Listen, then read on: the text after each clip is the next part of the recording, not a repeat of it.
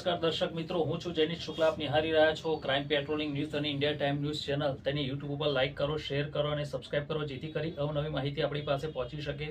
આજે અમદાવાદ શહેરની અંદર એક એવા આર્ટિસ્ટ છે જે ફિલ્મ અભિનેત્રી પણ છે અને સિંગર પણ છે, અને તે મણિરાજભાઈ બારોટ, પ્રાણલાલ વ્યાસ, દમયંતીબેન બરડાઈ એવા ઊંચી હસ્તીઓ જોડે એમણે પ્રોગ્રામ કર્યો છે. અને વધારે પડતો પ્રોગ્રામ એમને અહીં ઘી કાંટા ધનસુખનાથ બાપુનું મંદિર છે ત્યાં ભાદરવા મહિનાની અંદર પણ એ પ્રોગ્રામ કરે છે ડાયરાનો. ધનસુખનાથ બાપુના પણ એમને આશીર્વાદ એવા મળ્યા છે. ત્યારે આ બેન અમારી સાથે જોડાઈ ગયા છે. તમારું નામ શું છે? તમે કઈ રીતના આ સ્ટેજ ઉપર તમે પહોંચ્યા છો? તમારી જિંદગીની અંદર તમે ઉતાર ચઢાવ તો આવ્યા જ હોય કે ઉતાર ચઢાવ વગર તો તમે આગળ આવી જ ના શકો, જેને આપણે સંઘર્ષ કહીએ છીએ. એ સંઘર્ષ તો તમારી જોડે હોય જ. તમે નાનપણથી બાર કલાકાર હતા તો કઈ રીતના હતા, કઈ રીતે તમે આગળ આવેલા, કઈ રીતે તમે ત્યાં આ સ્ટેજ ઉપર ગાવાનું ચાલુ કરેલું અને તમને કઈ રીતના સફળતા મળેલી છે. આજે અત્યારે જે દર્શક મિત્રો, જેને ક્રાઉડ એ તમારા આશિક બન્યા, તમારા સોંગ જોઈને, ગાઈને અને પિક્ચરો જોઈ હશે, તો કેવી રીતના તમે આમાં સફળતા મેળવી? મારું નામ સોનલબેન વ્યાસ છે.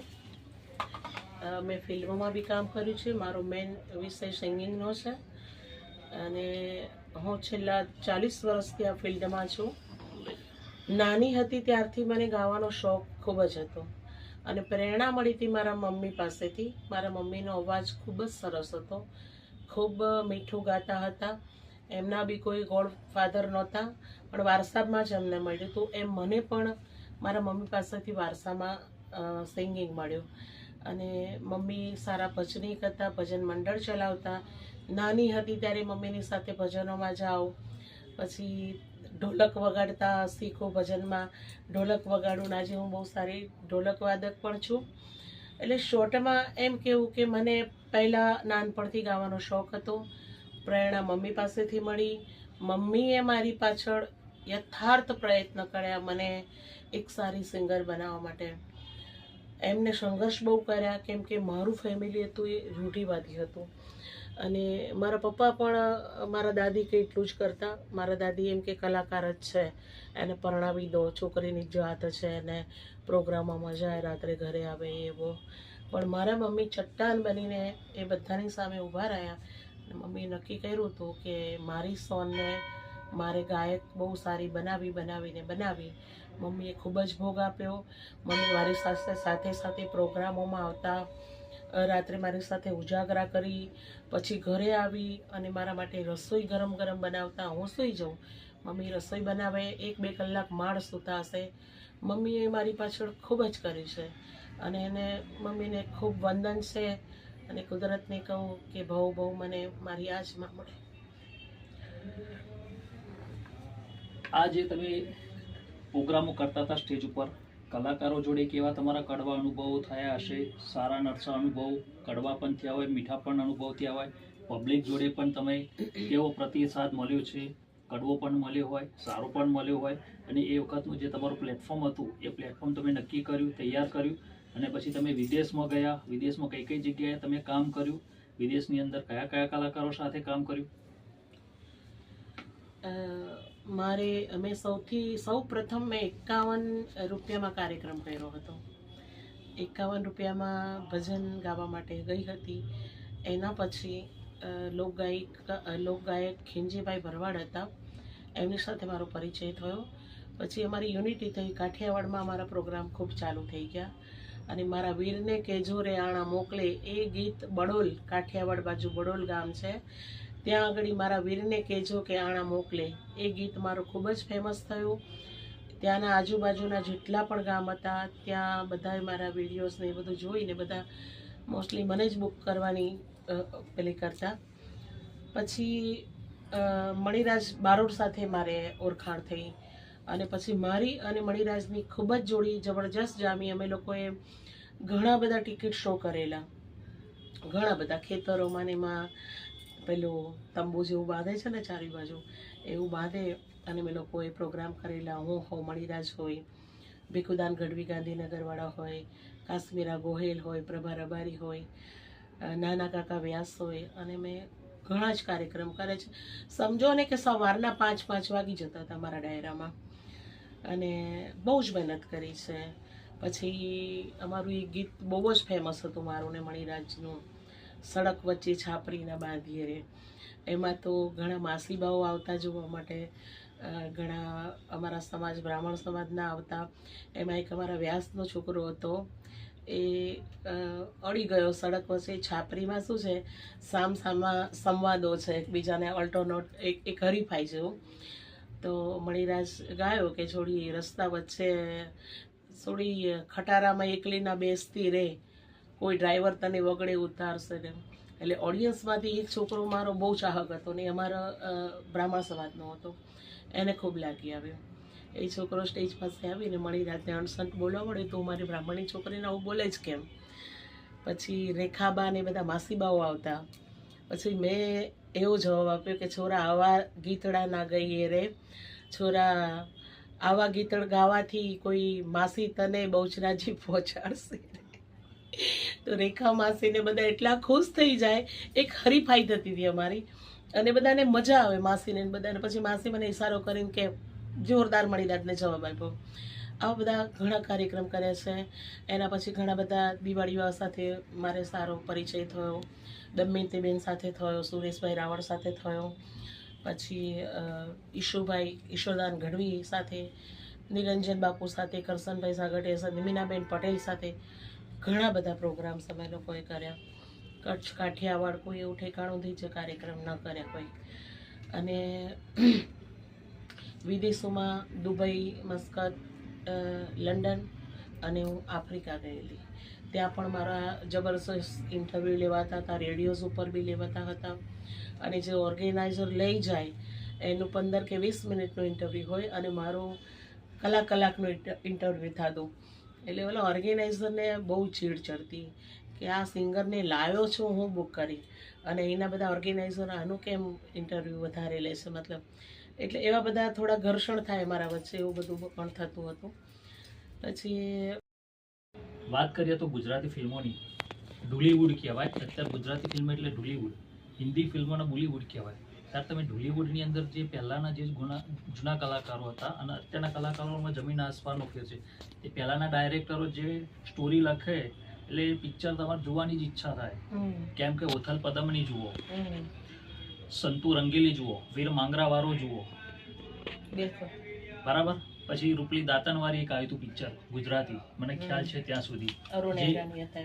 એ જે વખતના જે પિક્ચરો હતા અને અત્યારના પિક્ચરોમાં કેમ જમીન આસમાનનો ફેર થઈ રહ્યો છે. પહેલાના કલાકારો, અત્યારના કલાકારો, કેમ કે ઉપેન્દ્ર ત્રિવેદી સ્નેહલતાની જોડી, પછી આવ્યા નરેશભાઈ કનોડિયા સ્નેહલતાની જોડી, પછી હિતેન કુમાર અને રોમા માનેકની જોડી આવી, અને પછી જેમ કે લંકેશ અરવિંદભાઈ ત્રિવેદી જેને રામાયણની અંદર રાવણનું પાત્ર ભજવ્યું હતું, એમને દેશ રે જોયા દાદા પરદેશ પિક્ચર એમને હિટ કરી. તો અત્યારના જે આર્ટિસ્ટો છે અને પહેલાના આર્ટિસ્ટોમાં જમીન આસમાનનો ફેર રહ્યો છે. પહેલાની જે સ્ટોરીઓ લખાતી હતી, અત્યારની જે સ્ટોરીઓ લખાય છે, અને ધીરે ધીરે પબ્લિક જે છે ગુજરાતી ફિલ્મની બાજુ પહેલા હતી, હવે ધીરે ધીરે ગુજરાતી ફિલ્મ જતી રહેવા માંડી છે. પબ્લિકનો જે ક્રાઉડ છે એ બહુ દેખાતો નથી. મોટાભાગની હિન્દી પિક્ચરો જોવામાં આવે છે. તેનું કારણ શું છે, રીઝન શું છે? જેનિશભાઈ, કારણમાં એવું છે કે પહેલાંની જે સ્ટોરીઓ લખાતી હતી ડાયરેક્ટરો દ્વારા, એ જબરજસ્ત ઐતિહાસિક લખાતી હતી, કે જે સ્ટોરીઓ પહેલાં બની ચૂકી છે સમાજની અંદર એના આધારિત બનતી. અને ત્યારના આર્ટિસ્ટો જેવા કે સ્નેહલતાબેન છે, ઉપેન્દ્રભાઈ છે, નરેશભાઈ કનોડિયા છે, અરવિંદભાઈ ત્રિવેદી છે, આ બધા જ્યારે એ પાત્ર ભજવતા ને ત્યારે તમને એવું જ લાગે કે આ ઓરિજિનલ જ છે. ઓતપ્રોત અંદર એકદમ એ પાત્રની અંદર ઘૂસી જતા હતા. કે ભાઈ વીર માંગણાવાળો છે તો એમાં ઉપેન્દ્રભાઈ માંગણાવાળો બન્યા છે તો તમને આબેહૂબ માંગણાવાળો જ લાગે. તમે થોડી વારમાં ભૂલી જ જાઓ કે આ ઉપેન્દ્ર ત્રિવેદી છે, કેમ કે એમાં પ્રાણ પૂરતા હતા. જે પાત્ર હતું એની અંદર આ કલાકારો પ્રાણ પૂરતા હતા. અને ત્યારના ડાયરેક્ટરો બી એવી સ્ટોરીઓ લખતા હતા. નરેશભાઈ પણ ઘણી બધી એમની પણ મેં ફિલ્મો જોઈ છે, અને નરેશભાઈને તો હું પર્સનલી ઓળખું, એમની સાથે મેં ઘણા શો બી કરેલા છે, નરેશભાઈ મહેશભાઈ. અને એ પણ એવા જાજરમાન કલાકાર હતા. કે એ જેવા જાજરમાન ફિલ્મોમાં દેખાતા હતા એવા જ જાજરમાન ને બહુ નિખાલસ માયાળુ એટલા બધા લાગણીશીલ હતા નરેશભાઈ પણ. એટલે મારો કહેવાનો મતલબ છે એ કે ત્યારના ડાયરેક્ટરો એવી સ્ટોરી લખતા હતા અને ત્યારના અભિનેતાઓ અને અભિનેત્રીઓ એમાં પ્રાણ પૂરતા હતા. જે પાત્ર હોય એ પાત્રની અંદર પ્રાણ પૂરતા. રાખ હેંગાર તો રાખ હેંગાર જ લાગે એમ. આપણને એમ ના લાગે કે આ ઉપેન્દ્રભાઈ ત્રિવેદી રાખ હેંગાર બન્યા છે એમ. પછી પદ્મા તો સ્નેહલતાબેન પદ્મા બન્યા છે તો એમાં એ પોતે પદ્મા જ તમને લાગે, એવું ભૂલી જાઓ કે આ સ્નેહલતાબેન છે. એટલે આવા કલાકારો આપણી પાછળ ધૂળંધર કલાકારો હતા ત્યારે. અત્યારે પણ જો સ્ટોરી સારી લખાતી હોય તો અત્યારે હું એમ કહું કે એ કલાકારોની તોલે તો અત્યારે કોઈ આવે જ નહીં. ઠીક છે, વિલનમાં આપ જુઓ ફિરોજી રાનીભાઈ છે, નલિન દવે હતા, કેવા કેવા બધા કલાકારો હતા. એ બધા હવે ભગવાનના ઘરે ગયા. અત્યારના કલાકારોમાં એવું છે કે અત્યારના કલાકારો આપણે કહીશું તો કદાચ કોઈને એમ લાગે કે ભાઈ સોનલબેન વધારે બોલે છે, પણ સ્ટોરીઓ બી એવી લખાય છે. કલાકારોમાં અભિનયનો અભાવ છે અત્યારના કલાકારોમાં. બસ એક બે પિક્ચર કરી સ્ટાર બની ગયા. અભિનયનો એટલો બધો અભાવ છે. આપણે ગુજરાતી પિક્ચર જોવા જઈએ ને તો આપણને એમ લાગે કે એના કરતાં નાટક સારું. એટલે આ બધું લુપ્ત થવા માંડ્યું છે. એટલે હવે ઓડિયન્સને શું છે, કંટાળો આવે છે. ગુજરાતી ફિલ્મો જોવી નથી ગમતી. હા, એકાદું એવું પણ પિક્ચર આવે. હમણાં લાલો પિક્ચર કંઈક રિલીઝ થયું તો ઓડિયન્સ હાઉસફુલ હોય છે થિયેટરો. એટલે કદાચ ક્યાંક એવી બી ફિલ્મ આવી જાય તો ઉપડી જાય છે. બાકી દુઃખની વાત એ છે કે હવે પહેલાં જેવા અભિનય કરતાઓ આર્ટિસ્ટો નથી રહ્યા, અભિનેત્રીઓ નથી રહી. એ વાતનું ઘણું દુઃખ છે મને. તમારું કયું પહેલી પિક્ચર આવ્યું, ફિલ્મ ગુજરાતી આવી, અને એમાં તમે કયો રોલ કરેલો હતો, અને ફિલ્મનું નામ જણાવશો અને એના ડાયલોગો અમને સંભળાવશો અમારા જે ક્રાઉડ છે દર્શક મિત્રોને? મેં ફિલ્મો તો ઘણી કરી છે. પહેલી ફિલ્મ મેં જન્મો જન્મની પ્રીત કરી હતી, શ્રોણિત નારેચાની. એના પછી રમેશ સોલંકીની ડાકોરનો ઠાકોર કરી હતી. એમાં શ્રીકાંતભાઈ સોની હતા અને સ્નેહલતાબેન હતા. કોમેડીમાં હું ને હરીશ દરજી હતા. પછી મેં બહુ જ જાણીતા જેઓ ઉપેન્દ્રભાઈ અને સ્નેહલતાની સ્ટોરી લખતા ફિલ્મોની, જે ઐતિહાસિક ફિલ્મો, એવા કેશવ બાપુ રાઠોડ, એમની ઘણી બધી ફિલ્મો કરી છે. એમાં એમનો સન ચંદન રાઠોડ ની સાથે ઘણી બધી મતલબ કે ફિલ્મો કરી. હિતેનભાઈ સાથે કરી છે, રજનીબેન બાળા સાથે, ભાવિનીબેન સાથે, જેમેરીબેન સાથે, જયેન્દ્રભાઈ મહેતા સાથે. અને મારું એક બહુ સરસ પિક્ચર હતું જીવનદાન. જીવનદાન પિક્ચરમાં મેં વિલનનો રોલ કર્યો છે. અને મારી પેરમાં હતા હસમુખભાઈ ભાવસાર. એ ખૂબ યાદગાર રોલ કરે છે, વેમ્પનો રોલ કર્યો છે મેં.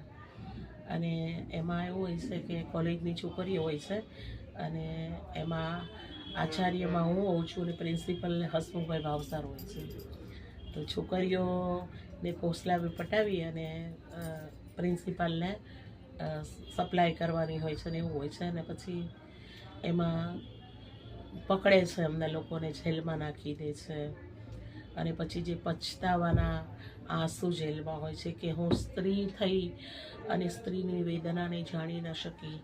આજે મેં આવું કૃત્ય કર્યું છે, મને ભગવાન સાત ભવ પણ માફ નહીં કરે. દીકરી, જેટલી દીકરીઓ સાથે મેં આ કર્યું છે મને દિલથી માફ કરજો અને ઈશ્વર મને માફ કરી દેજો. મેં આ મોટામાં મોટો ગુનો કર્યો છે.